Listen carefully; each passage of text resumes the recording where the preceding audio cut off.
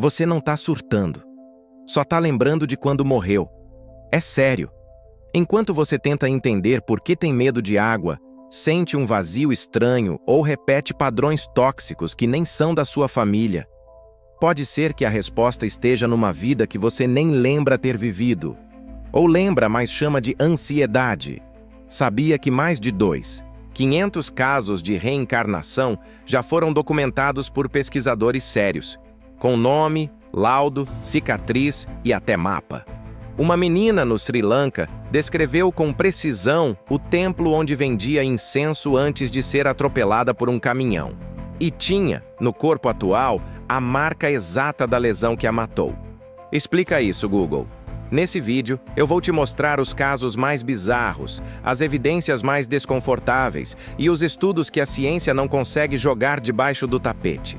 E o melhor, você vai sair daqui não só com dúvidas, mas com uma baita vontade de olhar para o seu ego no espelho e perguntar: será que você já foi outra coisa?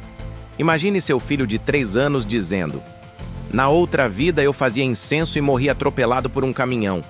Você ri, acha fofo, até ele descrever a marca do incenso, o templo onde vendia e o rio atrás. Aí ele fala que mudou a embalagem do produto. E quando você checa, mudou mesmo. Agora você já não tá achando tão fofo, né? Casos assim existem aos montes.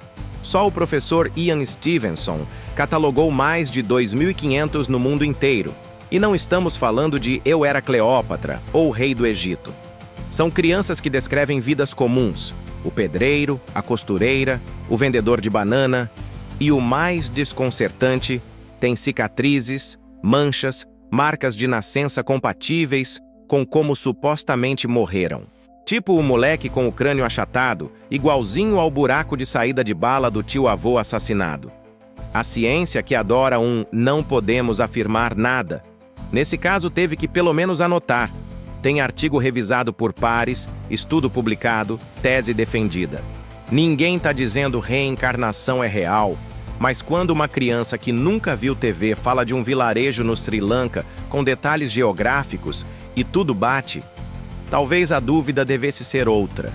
E se o esquecido é você? Tem criança que entra em pânico só de ouvir o barulho de um caminhão. Outra, que nunca viu fogo, tem crise de pavor só de acender uma vela. Psicólogo chama de fobia precoce. Mas e se for só o corpo lembrando de como foi torrado na última encarnação? A ciência chama isso de inexplicável. Mas o moleque lembra até do nome da loja, onde vendia o tal incenso antes de virar panqueca no asfalto. No Brasil, pesquisadores analisaram 18 casos recentes de crianças e adolescentes que afirmam lembrar vidas passadas.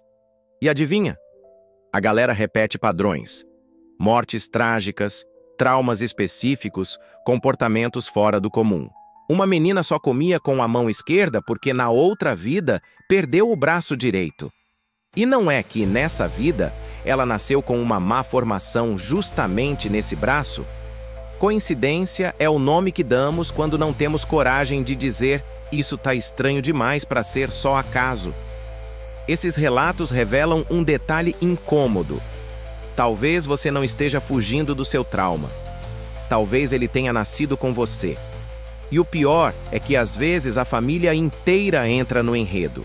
Tem criança que reconhece parente morto, fala com o vovô que nunca viu e entrega apelidos esquecidos há décadas.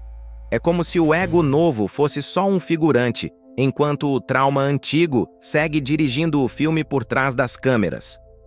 Tem criança que com 3 anos já olha no espelho e diz: não era esse corpo, não era esse nome. E não é crise de identidade nem moda de rede social. É memória. Memória de uma vida em que tinha outro gênero, outro nome, outro destino. Um estudo da Universidade da Virgínia mostrou que essas crianças têm mais disforia de gênero. Mas, curiosamente, isso vai sumindo com o tempo. Como se o corpo novo fosse, aos poucos, cobrindo a alma antiga. Esses relatos desafiam até quem acha que já entendeu tudo sobre sexualidade e identidade. Porque aqui não é sobre escolha, é sobre lembrança. A lembrança de ter sido homem, mulher ou os dois, dependendo da reencarnação. É como se a criança ainda estivesse fazendo login no novo corpo, e o sistema demorasse para aceitar o novo avatar. E de novo, não estamos falando de teoria, estamos falando de dados coletados, revisados, publicados, com padrões. E aí vem o desconforto filosófico. Se o gênero é parte da memória, e a memória pode atravessar vidas, quem você seria se lembrasse de tudo que já foi? Talvez o seu conflito atual não seja sobre o que você é, mas sobre o que ainda não esqueceu que foi. E é nesse vácuo de identidade que a espiritualidade real entra, chutando a porta com uma pergunta simples. E se sua alma for mais fluida que seu CPF? Beleza. A criança fala que foi morta vendendo incenso. Lembra da loja, do nome da esposa que teve. Mas e depois? Cresce, vai pro colégio, vira adolescente, começa a usar Crocs com meia e esquece tudo. Foi exatamente isso que uma pesquisa brasileira foi investigar. O que aconteceu com essas crianças décadas depois? E a resposta é meio Black Mirror. 70% não lembra de nada.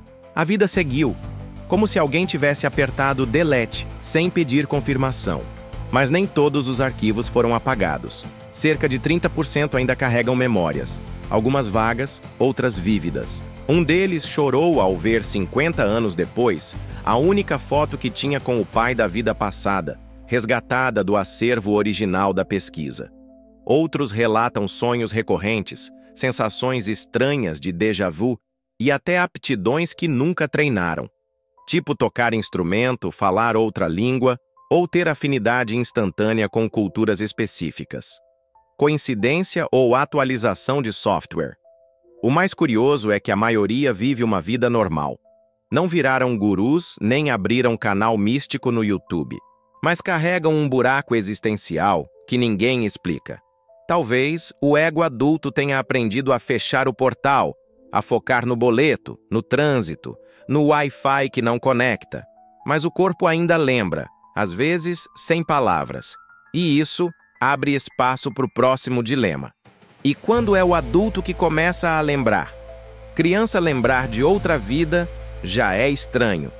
Mas e quando é o adulto que começa a ter flashes de que já morreu? Ou pior, já matou em outra encarnação? Uma pesquisa brasileira reuniu mais de 400 adultos que relatam memórias espontâneas de vidas passadas. Nada de "fui Napoleão". Muitos lembram de miséria, vício, abusos ou uma existência que não gostariam de repetir. E isso vem sem aviso, no meio do banho, no trânsito, numa meditação ou no meio do boletim do Jornal Nacional. Essas pessoas relatam sensações pesadas, traumas que não fazem sentido na história atual, culpas que não sabem de onde vêm. Muitas têm ansiedade, depressão ou uma sensação constante de não pertencimento. Algumas associam vícios, impulsos sexuais precoces ou afinidades estranhas com as supostas vidas anteriores. E o mais assustador, mesmo quem não acredita em nada disso, sofre igual. Porque o corpo sente, mesmo quando a mente não entende. A ciência ainda está engatinhando nesse tema. Mas uma coisa é certa: negar essas experiências só deixa quem as vive ainda mais perdido. O estudo não quer provar que a reencarnação é real. Quer mostrar que tem gente sentindo coisas que a lógica atual não explica. E que essas pessoas precisam de acolhimento, não de rótulo. E se essas memórias forem reais, o que será que elas estão tentando nos ensinar, então? E se tudo isso for verdade? E se esse medo estranho, essa tristeza sem explicação, ou até esse talento que você nunca treinou, forem heranças de uma alma que só trocou de corpo? Agora a pergunta é: o que você vai fazer com essa informação? Vai continuar culpando o inferno astral? Ou vai começar a investigar de verdade sua própria história?